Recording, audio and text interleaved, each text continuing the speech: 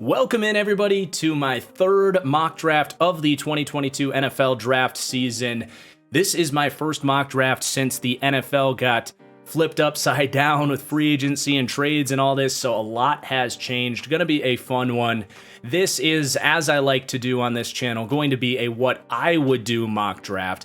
Not exactly predicting what I think will happen, more so placing myself in the GM chair of all 32 teams, making the best picks and trades for each team based on my own evaluations. And with that said, if you want to learn more about my player evals, make sure you subscribe. You can check out my other videos. I've got top 10 positional breakdowns up and coming. But if you need even more draft content, check out my Patreon, where you can get access to my full draft board with player write-ups on every player I've evaluated to this point. You'll also get exclusive content like film breakdowns and team-specific 7-round mock drafts just around the corner here in April. And you will support my channel big time in the process. So I appreciate you checking that out. It's patreon.com/thatfranchiseguy. Last thing before we jump in here, make sure you hit that like button down below, people, because if this video gets to 2,000 likes, I will make a second round of this mock draft up here on YouTube. So 2,000 likes is the goal. Hit that like button down below. Let's go ahead and get started with the Jacksonville Jaguars up first. And this pick is not going to be a big surprise here if you watched my top 10 edge video that came out on Friday, because we are sticking to my evaluations here, and I'm going to take my number one edge rusher here, Kayvon Thibodeaux out of Oregon. This is that swing for the fences, and I love Aiden Hutchinson, but for me, this gives you a chance to not just have a really good edge rush duo with Thibodeaux and Josh Allen. This gives you just a chance at having that game-wrecking elite edge rush duo with Thibodeaux and Josh Allen. The athleticism and power and everything off the edge there gives you a building block for that defense for years to come. And surely Aiden Hutchinson can give you that too. And that is where the Jags are going to go in real life. I realize that. He's minus 500 odds right now, and I don't have any problem with that. But for me, I think the criticisms of Kayvon Thibodeaux's lack of appreciation for the game of football and all these off-field concerns have gone too far. He is my number one edge rusher, and I'm going to take him if I'm the Jacksonville Jaguars. And this edge duo will build up everything on the back end. Linebacker unit, interior defensive line, cornerback, safeties. Everyone will get better if you have an elite pass rush duo. So Kayvon Thibodeaux is my pick for the Jacksonville Jaguars. And with that happening, the Detroit Lions are going to walk into the hometown hero, Aiden Hutchinson, with the number 2 pick. Lions fans would be very happy if this happened. And by the way, I don't think it's impossible for this to happen. I think the Thibodeaux stuff could be smokescreened by some of these NFL teams. But regardless, Aiden Hutchinson here to Detroit. And if people are like, oh, this isn't realistic, I'm out, well, just flip them. I would take Thibodeaux if I was Detroit at number 2, assuming I couldn't get a trade down partner here. So similar thing goes for Detroit here. This starts to give you a foundation for this defense that really doesn't have one right now. This makes everybody better. This makes Romeo Okwara, instead of having to be your number 1, he can be your number 2. And Charles Harris, who they brought back, who had a very good year last year, he can be that third piece, as he frankly should be at this point. So not just your edge group gets better, but this could help those young interior defensive linemen that they drafted last year and keep building up on the back end. Maybe this helps a Jeff Okudah have that big third year, all of it. So pretty easy first couple of picks, honestly, with the board falling this way. And then Houston at number 3, another fairly easy decision for me. I would have shopped the pick here, but I didn't see any reasonable trade partners. And honestly, the best player in this class is sitting there, in my own opinion, Evan Neal. And I get it. You have Titus Howard, you have Charlie Heck at tackle, obviously Laramie Tunsil at left. You feel pretty good about those other options outside of Tunsil, but why not feel great about this? And Evan Neal is a guy that has actually played right tackle in his time at Alabama. So you don't have to worry about those concerns of, is the hand-eye coordination going to translate to the other side? Houston, let's face it, is the odds-on favorite to have the number 1 pick next year. Whoever they draft here at 3 isn't going to change that. But what this does do is when you're sitting there looking at Bryce Young or CJ Stroud next year, which is incredibly likely, you have a comfy pocket and one of the best tackle duos in the league in front of them. So that's an excellent pick for Houston if Evan Neal is there at 3. Even if they have other guys that are solid at tackle, why not get elite at that also important position group? And that takes us to the number 4 pick with the New York Jets. And this is a pick that I think makes a ton of sense, but I don't see too often out there. And it's Garrett Wilson out of Ohio State, wide receiver, here to the Jets. And if you look at this Jets offense, which they obviously want to do everything they can to support Zach Wilson, give him everything he needs to succeed in year 2, really all they need is a true number 1 wide receiver. And they were in the Tyreek Hill sweepstakes for that reason. They're well aware of it.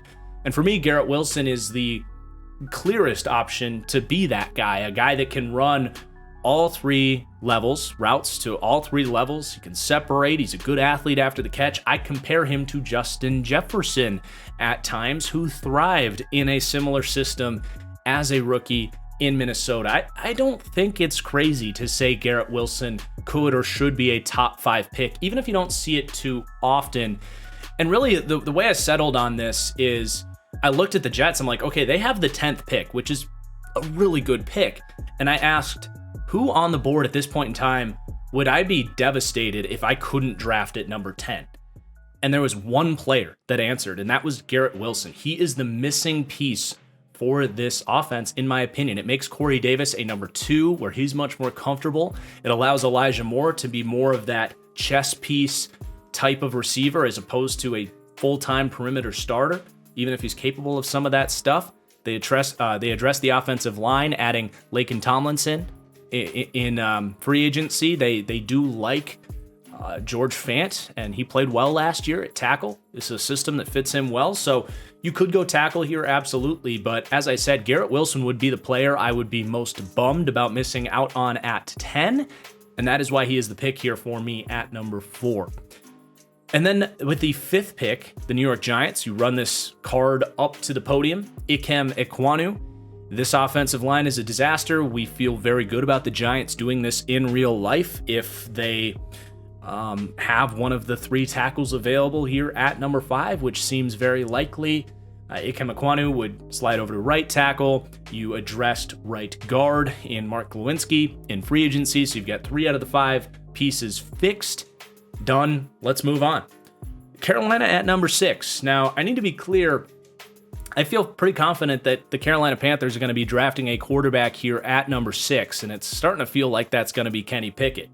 But for me, in a what I would do mock draft, that is a desperate coaching staff trying to save their ass with desperate drafting. There's not a quarterback in this class worth the number 6 overall pick. And there's a damn good left tackle available here in Charles Cross. And for me, I'm not going to make that jump just because Matt Rule wants to save his job and show some promise at the quarterback position. There's not a quarterback in this draft that's going to save the Panthers' season this year.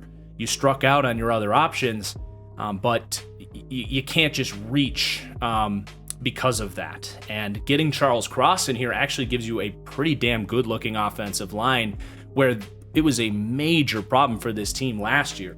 I'm not going to be some Sam Darnold apologist here, but any of these rookies outside of maybe Kenny Pickett are not going to step in year 1 and be better than Sam Darnold. I feel pretty confident saying that. Down the road with the right development, sure.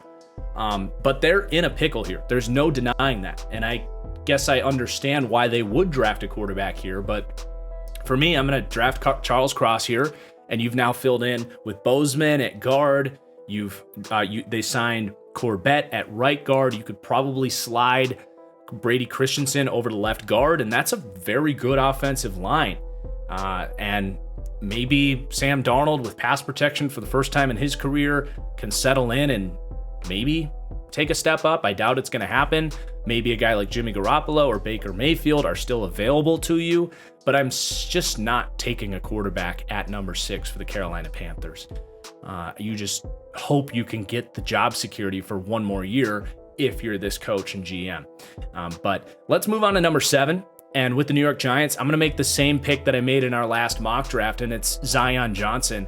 I went out on a limb early February and said Zion Johnson is going to be one of the 3 to 5 best players in this entire draft class, in my opinion. And at this point in time, that still stands. He's incredible, man. He's a borderline elite run blocker with get off and play strength and a wrestler's ability to play with leverage, thanks to his height, which I'm going to talk about in just a second.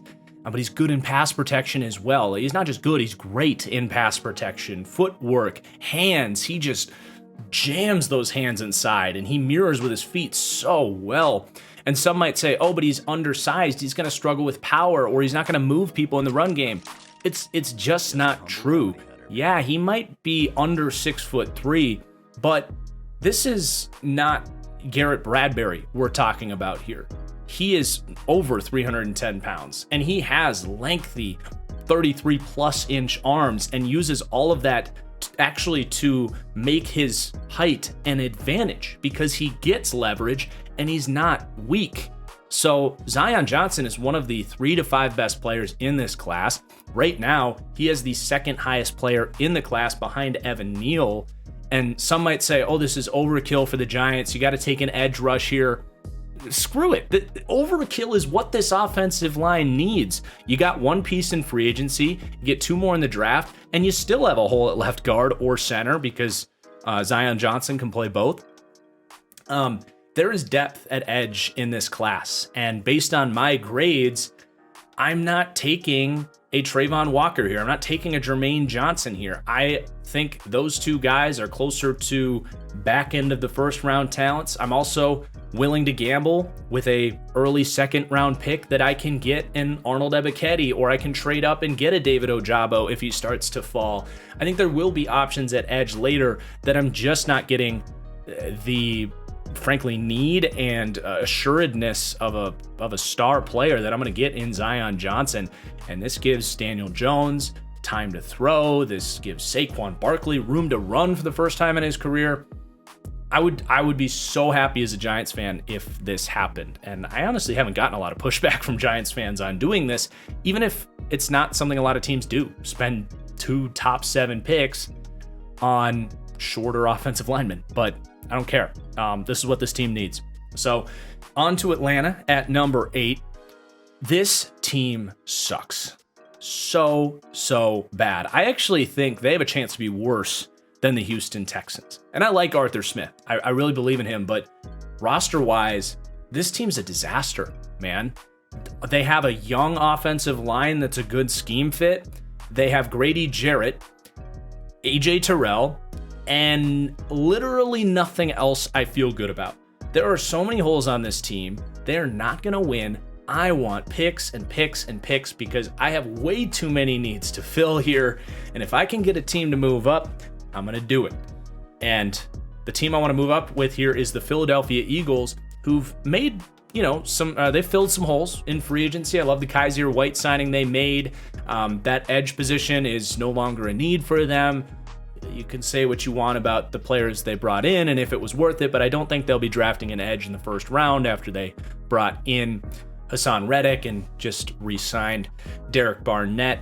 So with those needs decreasing, they do still have a glaring hole at cornerback. And this is a team that, yeah, they have their eyes towards the future, but they also want to get a lot from this draft as well. And we're going to trade up. You don't even have to give up one of your first round picks. We're going to give up a second round pick here for the Eagles, and then a third round swap. And for the Eagles, we're going to take Derek Stingley Jr. out of LSU.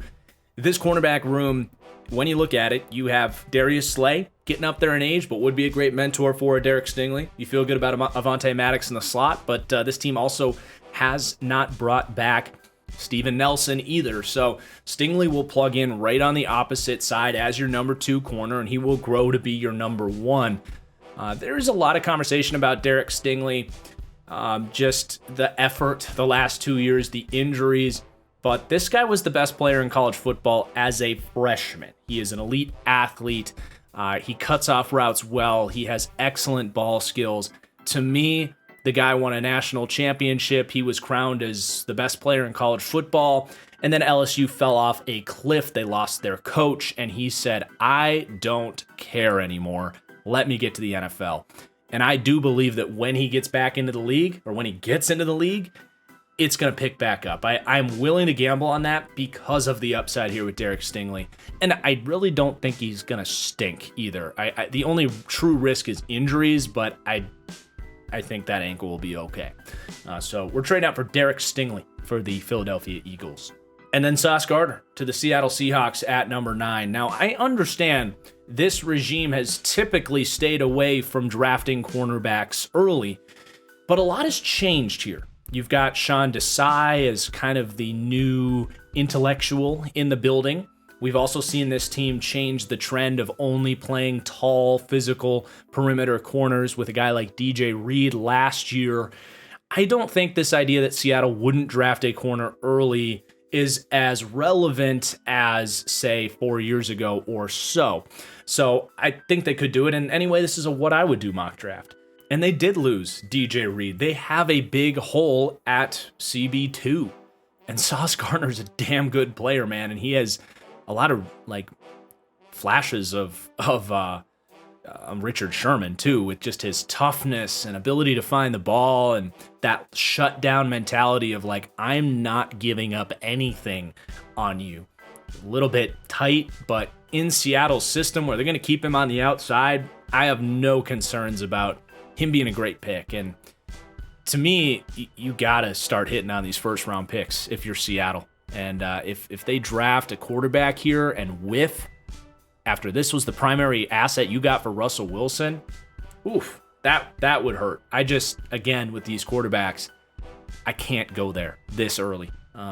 As much as I don't want to start Drew Lock, I do think Seattle should get in the mix on Baker Mayfield, by the way. And maybe if we get those 2,000 likes, get to round 2, I will trade one of those picks for Baker. We'll see. And now we're back up with the Jets at number 10, and the board couldn't have fallen much better for you here because this is a player you were probably thinking about at number 4, and certainly is someone the Jets fans wouldn't be upset about if they took him, and that's Kyle Hamilton out of Notre Dame. Salah just going all the way back through his career. He's always had that big, strong safety in his defense, and there you go. A little bit redundant role-wise with Whitehead, who they just signed from Tampa, but I think Whitehead can show more as a true free safety in this system, and you bring Kyle Hamilton down into the box and just let him do all of that, line of scrimmage work, man up tight ends, play soft zones, cover the flats, blitz. That is what Kyle Hamilton is. Now, some people were surprised by the 4, 5, 6, 4, 5, 9, 40 times for him. That's who he is. He's not Derwin James as a prospect. He's not some great free safety prospect. He's a box safety, but he can be a damn good one, especially in Robert Saleh's scheme, and it fills a need. So that's a great pick for the Jets at number 10. And then Washington up at number 11. Maybe you're thinking about a quarterback here, but I do think this is a staff that is definitely on the hot seat, and they bring in Carson Wentz. I don't think they're really thinking about Malik Willis, and honestly, I can't really blame them. It's still a little bit early for me for Malik Willis, even though we're getting closer. And there's one of the better players in this class at a position of need for Washington, and that is Trent McDuffie out of Washington. So from Washington to Washington, you got Kyle Fuller, you got William Jackson. Neither had great years last year, but I still think they count on those two on the outside. But for me, Trent McDuffie can come in the slot on day one and be, frankly, one of the best slot corners in the entire league. This is just a high IQ zone expert at the position, but he has the quickness to run man from the slot. He's physical and strong. So this would be an underrated plug-in for that defense that was really getting abused in the slot last year. So it makes a ton of sense for now to fill out that defense, but also it gives you a long-term replacement for either William Jackson or Kendall Fuller if you ever want to, save some cap and move on from one of those guys as well. So Trent McDuffie at 11 to Washington. And then number 12, Minnesota Vikings. It's been a lot of edge rush projection here, but they just signed Zadarius Smith. It opens up their board a little bit. 3 corners off the board here. I'm not taking another corner here at number 12. It's just too early. Could try to trade down and take one later, but you're probably more looking towards free agency at this point to fix your cornerback room. Maybe veterans like Patrick Peterson or something like that, or into the second round. But for me, it's you always want to come back to best player available and consider that. And frankly, Kenyon Green is right there. And your right guard spot is a glaring hole right now. They did draft Wyatt Davis last year, couldn't get on the field. Not exactly someone I want to count on. All of a sudden, I know you've spent all these first round picks on the offensive line, but all of a sudden you have like one of the more physically gifted, high upside offensive lines in a system that is going to work well with these guys with a lot of move blocking with the Sean McVay influences, the outside zone stuff coming over. And Kenyon Green fills out that offensive line and lets this offense get right back to work. So I don't know how many Vikings fans would actually complain about this, even though it's another offensive lineman in the first round. And then Houston is up at 13. This is the Deshaun Watson pick. And I will say one thing you got to consider when you're Houston is like the type of players they're adding. I tweeted about this a week ago, but they kind of have this approach of like, if you don't want to be here, we'll let you out the door. We understand we are in a complete rebuild, and it's not going to necessarily be fun to play for Houston right now. But if you're kind of an underdog or you're a blue-collar worker who's going to come in and add to this culture and just grind this thing out and see this rebuild through, that's something they're going to have to consider with these draft picks, because there are rookies that will get drafted to Houston and just be like, what the hell? This sucks. Like, you're obviously happy. It's the biggest day of your life, but you know you're not going to be any good right away. So, and it's kind of a hopeless situation. So I do think you need to think about the right, like, mental makeup with these guys. And there's a player in this draft that really fits this, and that's George Karlaftis. But I'd also be perfectly willing to trade down and collect picks because this is a little bit early for Karlaftis. And I'm going to trade up here with the Green Bay Packers and take Treylon Burks. And for Green Bay, when you look ahead of them, just look at the teams picking in front of them. New England, Philadelphia, New Orleans, the Chargers, Philadelphia again, Atlanta, who has traded down in this situation, and heck, even Houston here. Those are all teams that would be targeting these wide receivers. And for me, if you're Green Bay, you have to get a premium receiver in this draft class. You can't settle for a Jahan Dotson, who they probably wouldn't even draft because he's too short based on their, formula for wide receiver. You can't settle for a Christian Watson.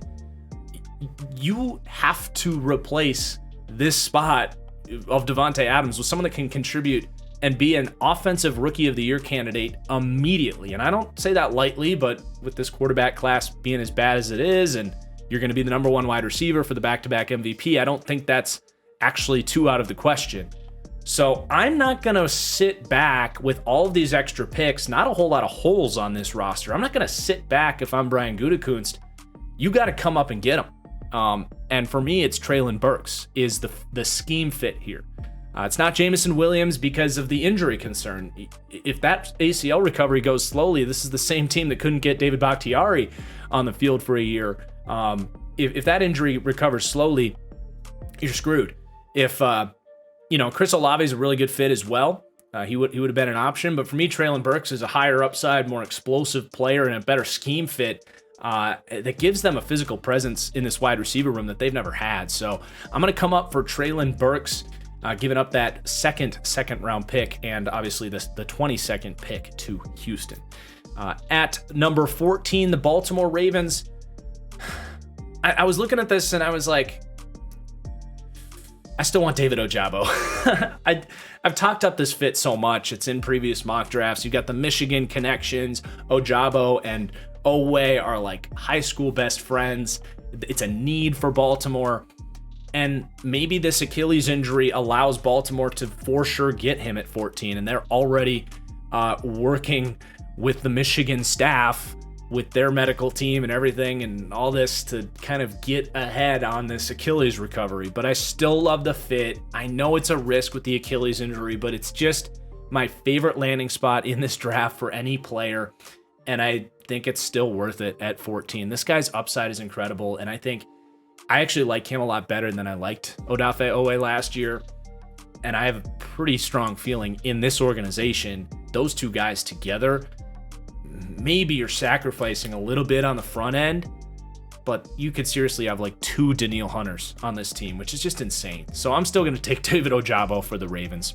And then Atlanta at 15, maybe my favorite pick of the draft so far, because this is a draft philosophy that teams don't really think about in real life, but it's when you're really bad, drafting a guy that might be injured and not play a whole lot in year one actually can play to your benefit, especially with a quarterback class like the 2023 class looks like. So Jamison Williams, who fills a glaring weakness here for Atlanta, he can rehab. You don't have to rush him back. You can lose games, and that's good for you. This, like I said, this is going to be one of the worst teams in the NFL next year. This coaching staff is going to have time to see this rebuild out as well, because I think they have a strong relationship with ownership there. So you get Calvin Ridley back in 2023, you get Jamison Williams full speed in 2023, you draft a quarterback at the top of the draft with those two guys, you can get back very quickly. So Jamison Williams, no-brainer pick here for the Falcons at 15.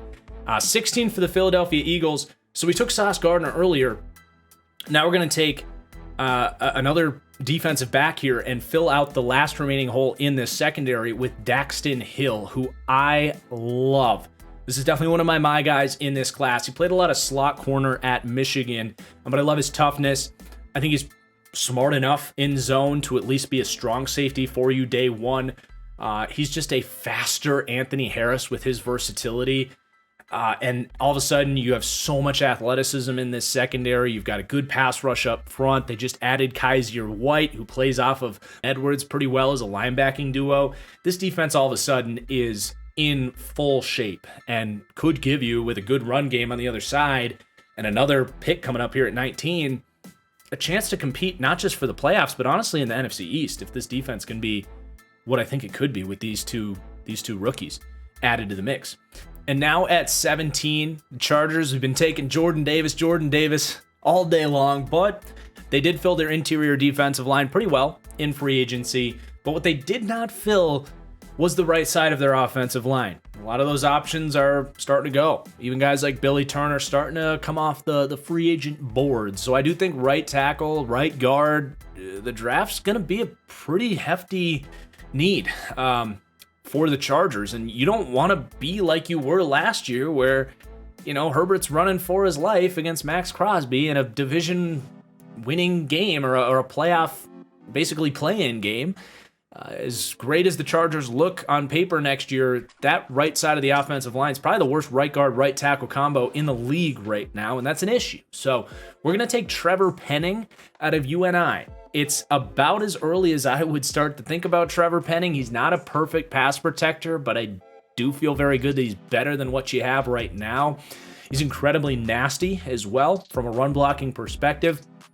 So I think this is the best right tackle available to you, and there's not a guard here that I feel great about picking either, so we're going to go with Trevor Penning.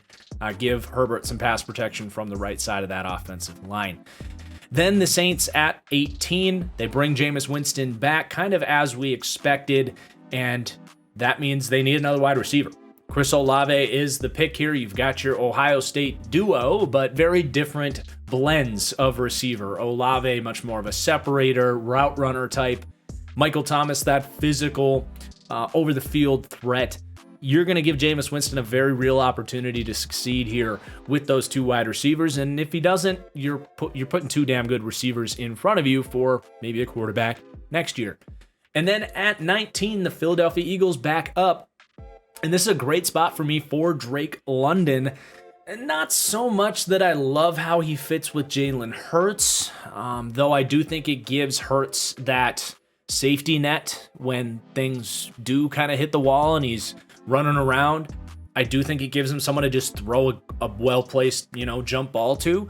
But just stylistically, when you look at the other receivers on this roster, in particular with Devontae Smith is that route runner type. You got Drake London on the other side to be your kind of Mike Williams type. So I think it's an excellent fit.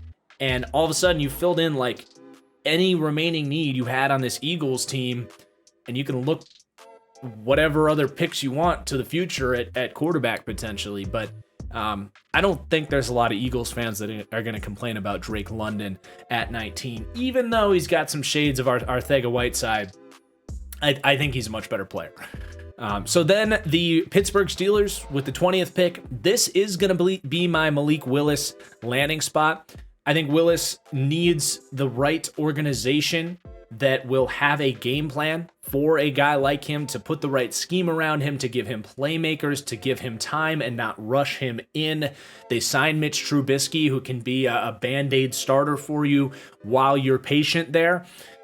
And, you're now in a division with Deshaun Watson, Lamar Jackson, and Joe Burrow.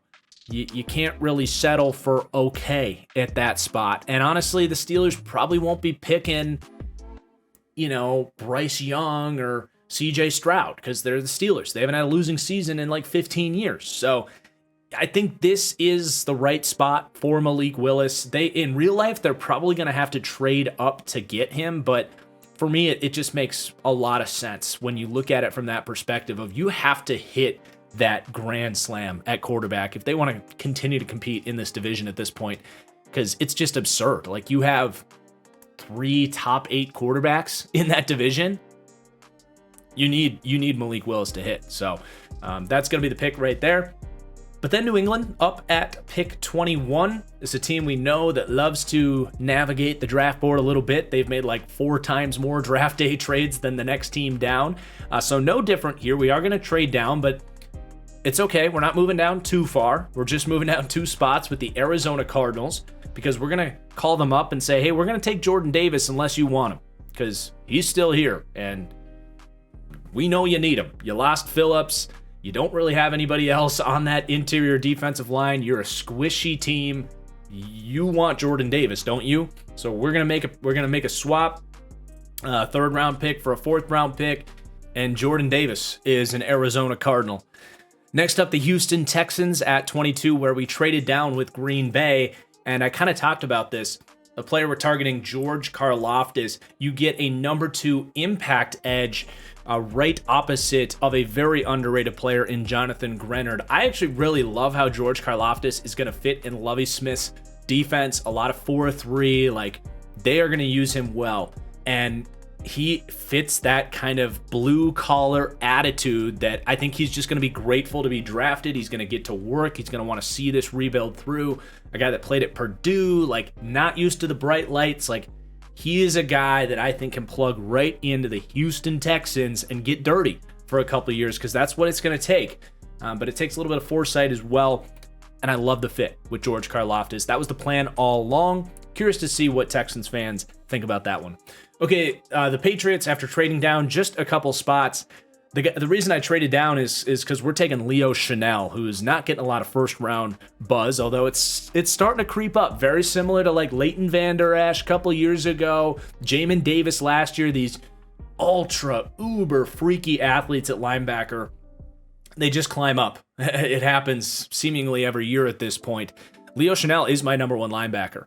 And he's especially my number 1 linebacker for the New England Patriots, because they love versatile, big-bodied linebackers. Think about Donta Hightower, but Leo Chanel is like a much more athletic body type of a Donta Hightower. He's actually very similarly built to Demario Davis, who's one of the 4 best linebackers in the NFL. He's a day 1 run stuffer who can blitz, but he's just learning the position. And with Bill Belichick being able to use him creatively in coverage, he can move in space as well. And I just really think Leo Chanel would turn into a like Pro Bowl caliber linebacker for Bill Belichick and whatever descendant is in place there.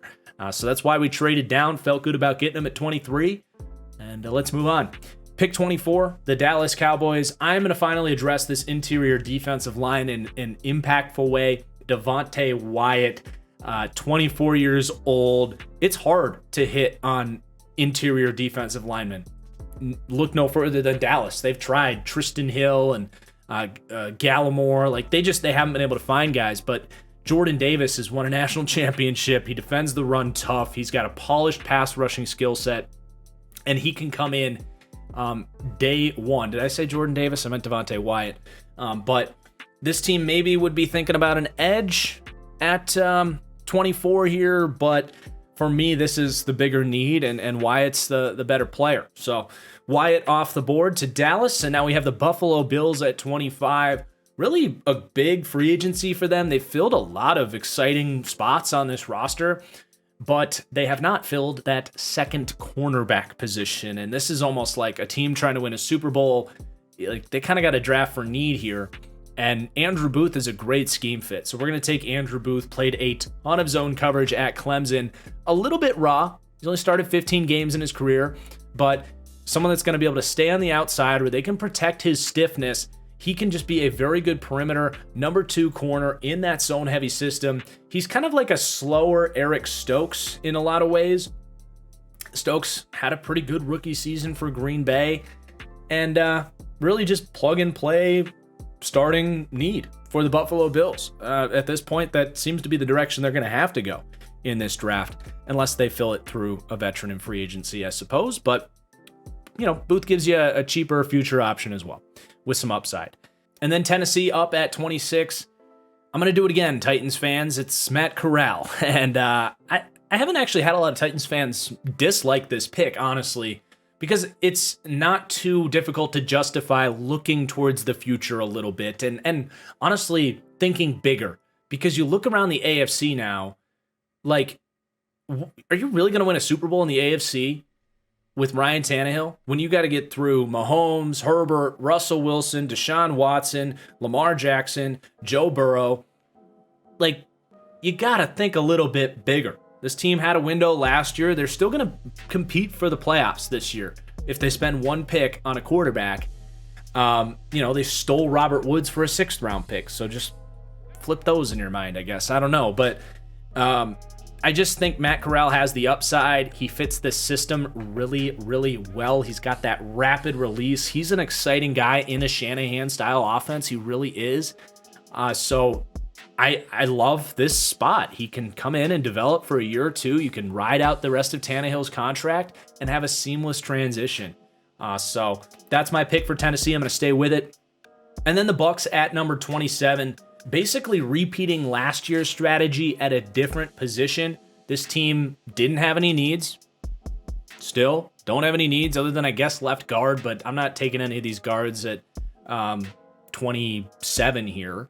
Last year, they took Joe Tryon, saying, okay, look at the future. We're going to lose Jason Pierre-Paul. We can use Joe Tryon in a rotational role, get him ready for next year. Exact same planning here with Kyer Elam, who, as a 4th corner, will play.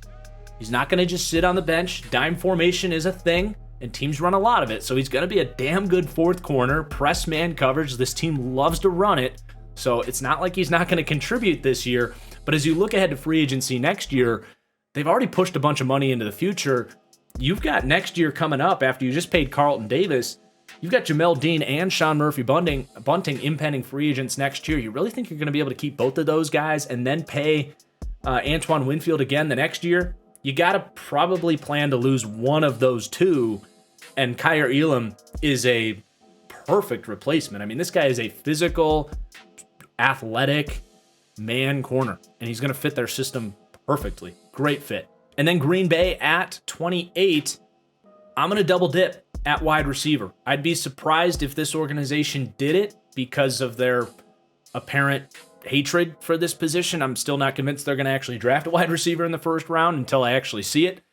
But I'm going to take Christian Watson here at 28. Now, Christian Watson's my number 10 wide receiver, because I do think he's a big risk, but putting him with the back-to-back MVP in a system that had a role for Marquez Valdes-Scantling, that's how you get the boom and not the bust. Like, if Christian Watson went to the Giants or went to the Texans. Like, do I think he'd work out?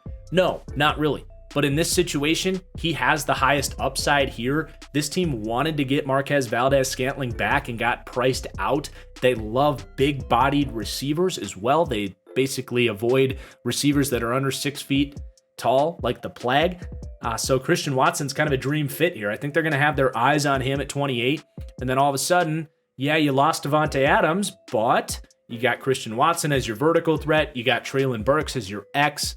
You've got, Lazard, I guess, run blocking. You've got Randall Cobb and Amari Rodgers. You have Robert Tonyan.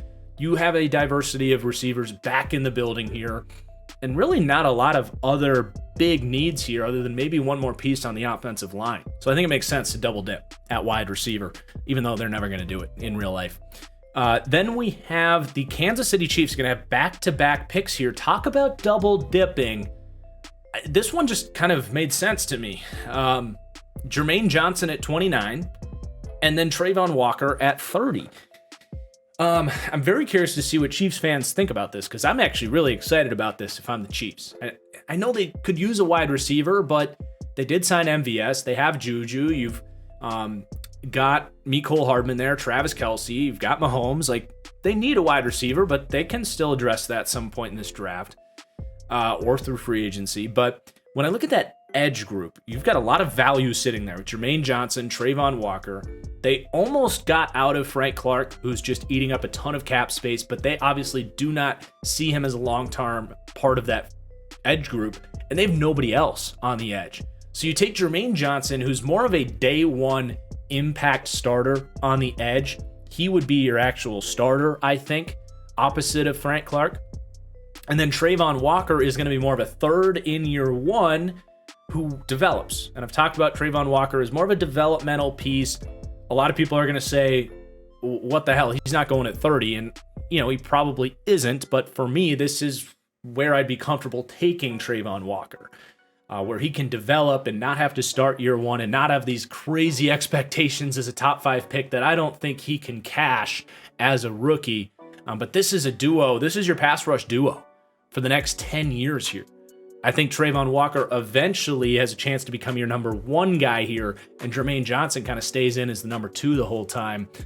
And they got to get after the quarterback better with someone not named Chris Jones. I think it would really help this defense compete in these shootouts that they get into, where Josh Allen is lighting them up and Joe Burrow is having good second halves against them. Like, this, with that offensive line, this edge group desperately needs attention.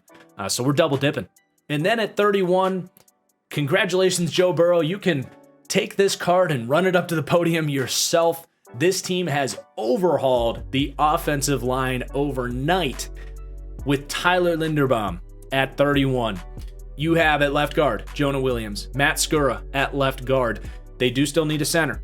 So you plug in Tyler Linderbaum. You bring in Alex Kappa at right guard, and at right tackle, Lyle Collins. How's that for you, Joe Burrow? Love this pick. Not going to get any complaints. I actually think he's going to be there around this range. Maybe you got to trade up a little bit for him, but teams are concerned about the size. But if you're a team drafting Tyler Linderbaum, he has to be a center because he is undersized, and he has to play in a wide zone blocking system because that is really where he's best. On the move, leveraging on those reach blocks and spinning around defensive tackles. That's what he's going to be able to do here in Cincinnati. So just what an offseason for the Bengals if they land Tyler Linderbaum. And then the Detroit Lions at pick number 32. We're going to give him a leader for this defense. We gave him a game wrecker up front in Aiden Hutchinson. We're going to give him that commander over the middle of the field in Devin Lloyd, who is just such a smart linebacker. He diagnoses things really well. He's one of the better zone coverage feel linebackers on day one.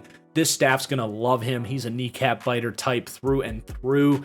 So Detroit getting a lot of defensive help in the first round here with Aiden Hutchinson, Devin Lloyd, two of the highest character leadership types to really build that defense before we even get to round 2.